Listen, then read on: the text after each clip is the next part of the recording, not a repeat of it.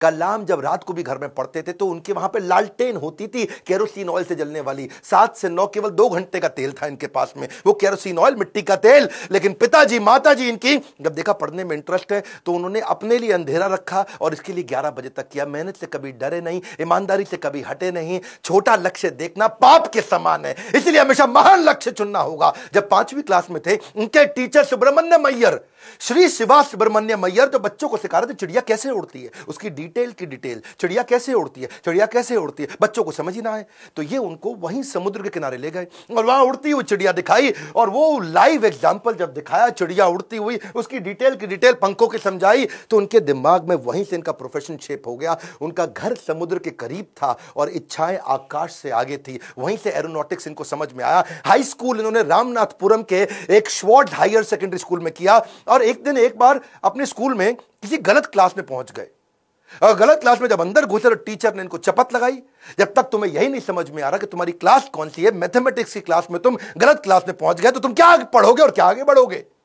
और वहीं इन्होंने इतनी पढ़ाई करी मैथमेटिक्स में कि 100 में 100 नंबर ले आए। टीचर भी हैरान हो गया, अगर तुम सूर्य की तरह चमकना चाहते हो तो पहले सूर्य की तरह जलना होगा। बचपन से ही आसमान में उड़ने की इच्छा थी, इसीलिए इन्होंने मद्रास के हाईएस्ट कॉलेज, देश का सबसे अच्छा कॉलेज था MIT, Madras institute of technology, वहां एरोनॉटिकल इंजीनियरिंग में दाखिला लिया। बहन ने काफी पैसा अपना सोना गहना गिरवी रख करके इनको 1000 रुपए दिया। कॉलेज में अब एरोनॉटिक्स था तो विमान के डिजाइन बनाने थे, प्रोजेक्ट मिला, अब विमान के डिजाइन बनाने में लग गए और डिजाइन जो बनाया और टीचर को दिखाया, टीचर को पसंद नहीं आया और टीचर ने कहा अगर तुम एक अच्छा डिजाइन नहीं बना सके ना अब्दुल कलाम तो तुम्हारी स्कॉलरशिप छिन जाएगी, स्कॉलरशिप छिन जाएगी, स्कॉलरशिप छिन जाएगी। इनका दिमाग चकरा गया। टीचर की ये बात सुन के पांव के नीचे जमीन खिसक गई। 1000 रुपए बहन ने गिरवी रखे, मुझे गहने अपने दिए थे और इन्होंने टीचर से कहा मुझको 1 महीना दे दो, बहुत बढ़िया डिजाइन दूंगा। टीचर ने कहा कोई 1 महीना नहीं, 3 दिन मिलेंगे, 3 दिन।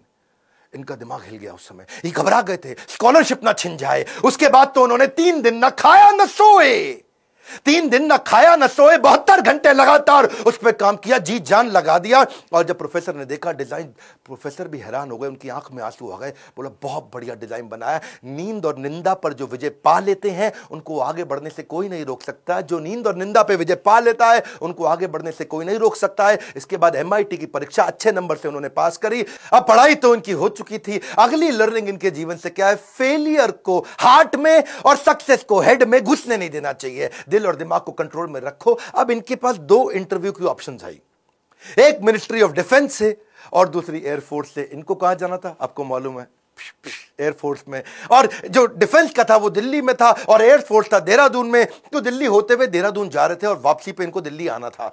अब जब ये देहरादून गए वहां पे 25 लोग एग्जाम देने आए वहां इंटरव्यू के लिए, जिनको वहां पे एयरफोर्स में सिलेक्ट होना था। अब 25 में से सीटें थी खाली 8 और इनकी रैंक क्या आई, 9वीं। फेल हो गए, वहां पे 1 नंबर से पीछे रह गए। 8 लोग सिलेक्ट हो गए, ये वहां रह गए। देहरादून से जब उतरते हैं सबसे पहले आता है ऋषिकेश। ये ऋषिकेश गए, वहां इनको मिले स्वामी शिवानंद।